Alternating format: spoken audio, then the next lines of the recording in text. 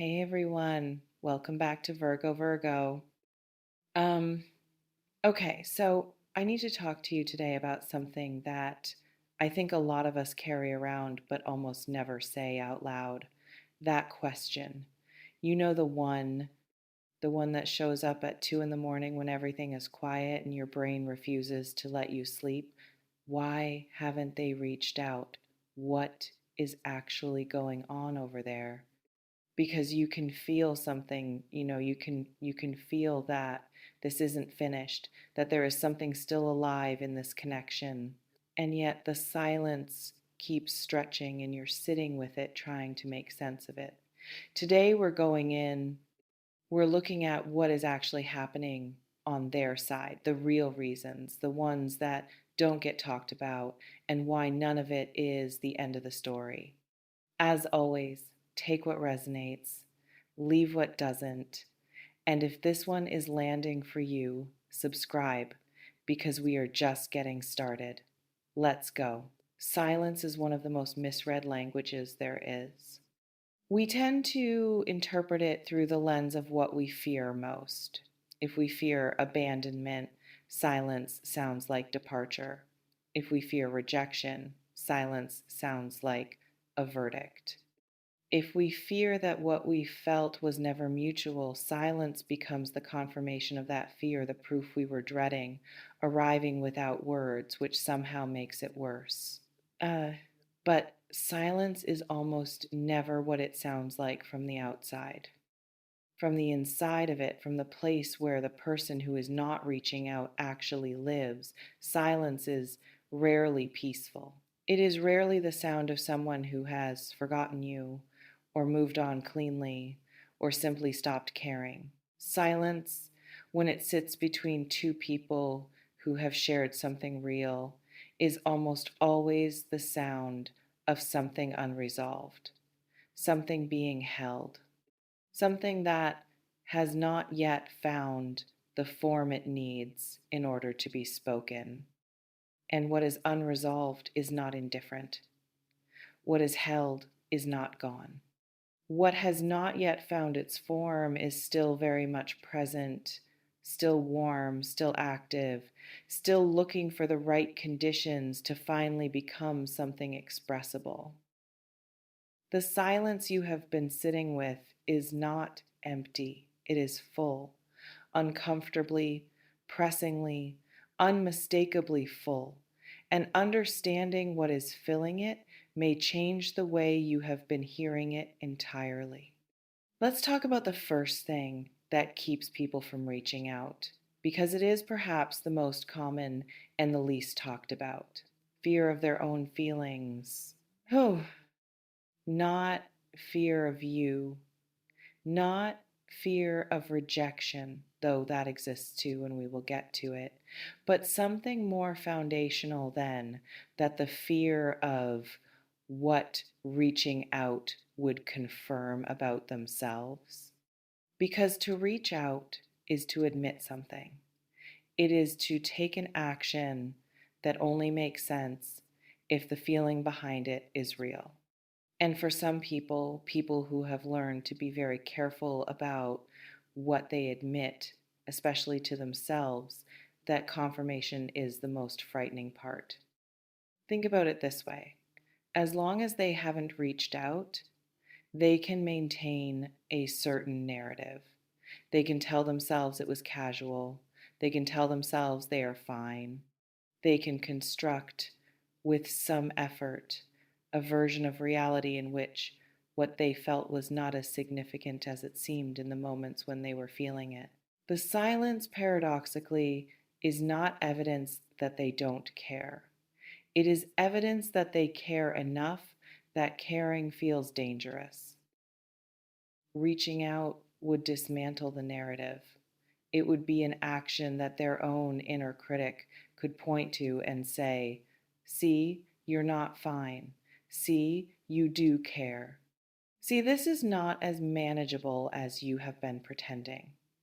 And for a person who has invested significant energy in the pretending, that dismantling feels like a kind of exposure they are not yet ready for.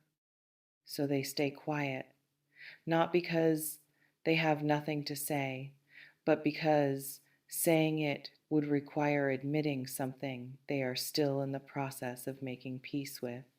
The second thing, and this one is subtler but it runs deep, is the question of worthiness. Not your worthiness, theirs.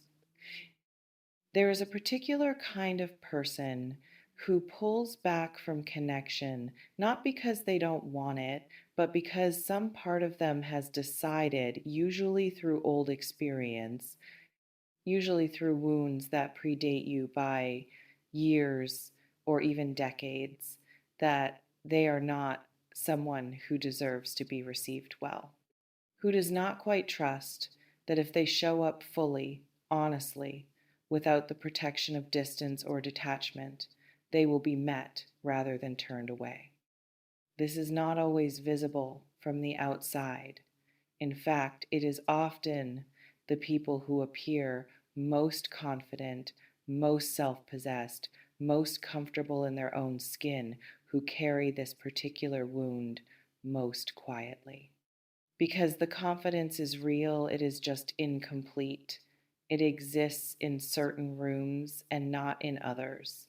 It holds up in professional contexts, in social situations, in the spaces where the rules are clear and the risk is manageable.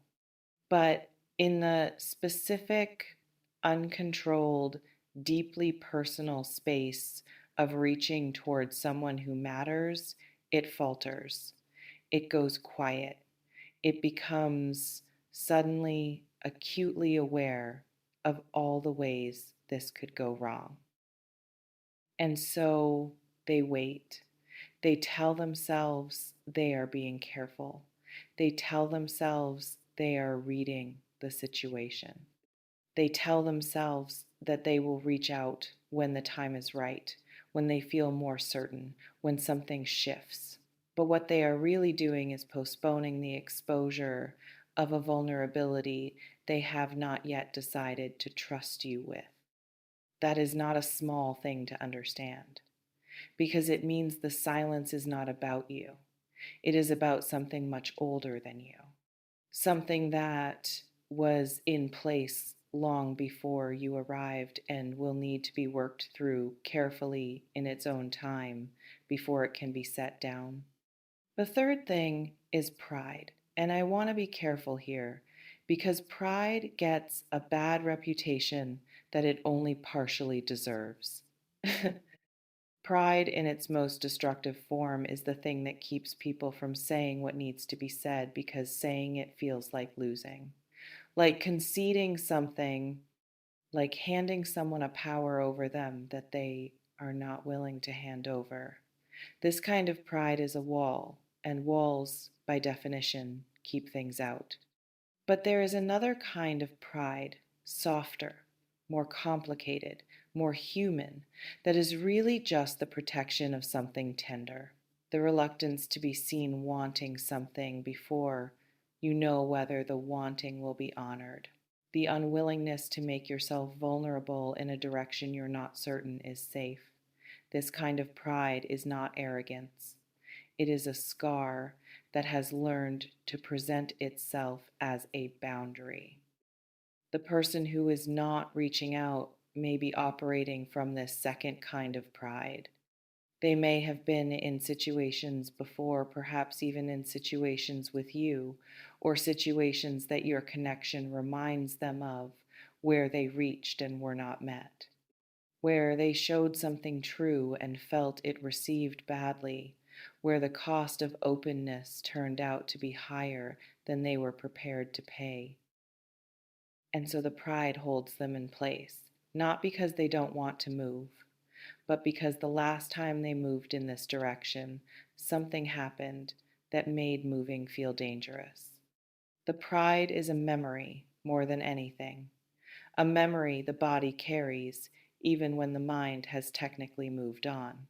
Now let's talk about something that is less comfortable but equally important. Sometimes what keeps someone from reaching out is simply not knowing what to say. Um, This sounds simple. It sounds almost too simple to be worth mentioning alongside all of these larger psychological forces, but it is real and it is surprisingly powerful.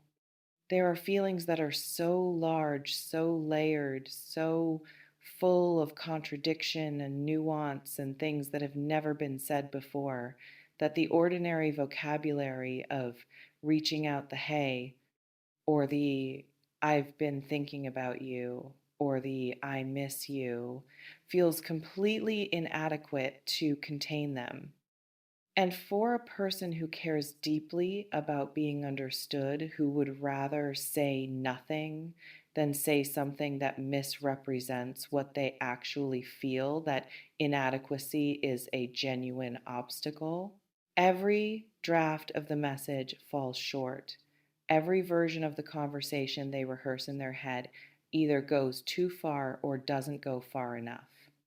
The thing they want to communicate is so specific, so particular to the unique texture of what exists between you that no general language seems capable of holding it.